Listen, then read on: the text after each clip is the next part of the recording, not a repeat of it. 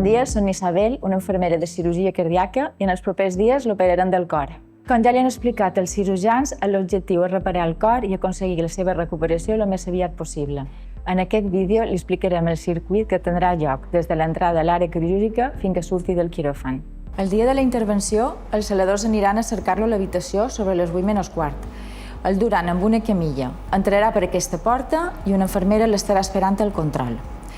Després de presentar-se, li farà unes preguntes de comprovació i després un salador vestit de taronja el durà al quiròfan on l'operarem. Aquests són els quiròfans de cirurgia cardíaca. N'hi ha un o l'altre depenent de la programació d'aquell dia. Quan sigui dins, hi haurà diversos membres de l'equip que el rebran. L'equip està format per 4 infermeres, un anestesista, 2 cirurgians cardíacs i un auxiliar d'infermeria. No s'assustis, hi haurà molta gent. El quiròfan fa fred, és normal.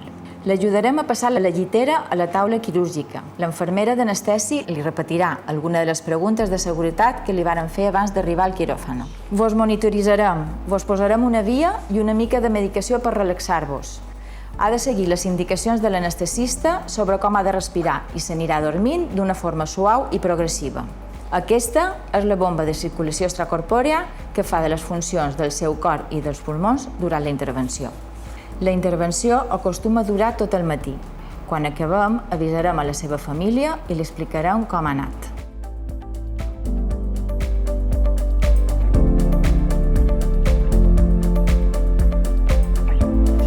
Hola, soc na Teresa Cifre, metgessa de la unitat de vigilància intensiva.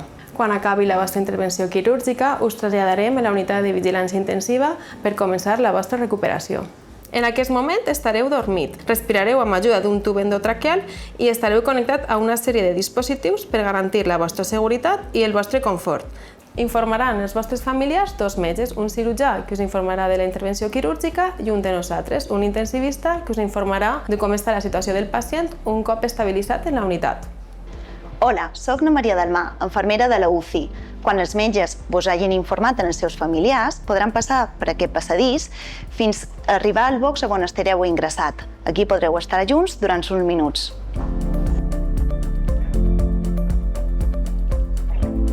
En estar estabilitzat en la unitat, començarem a baixar la sedació perquè us pugui despertar d'una manera gradual i tranquil·la. Quan ja estigueu despert, valorarem que puga respirar sense ajuda de la màquina i llevarem aquest tub endotraqueal. No passi pena, és una tècnica ràpida i que portarà suficient analgèsia per no tindre dolor.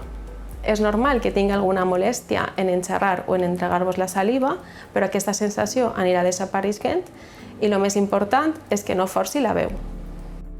Pot ser que tingueu nàusees durant la fase de despertar. Per això, esperarem unes 6 hores aproximadament per començar a donar-vos aigua.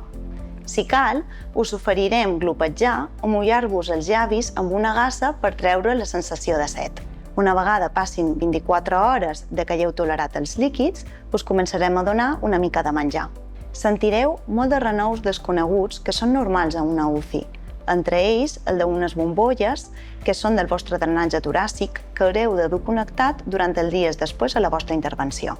Sempre que la seva evolució ens ho permeti, podrem asseure-lo a la butaca l'endemà després de la seva intervenció, amb l'ajuda de l'infermera, de l'auxiliar d'infermeria i amb el salador de la unitat. Farem la maniobra amb tota la cura possible per garantir la vostra seguretat i el vostre benestar.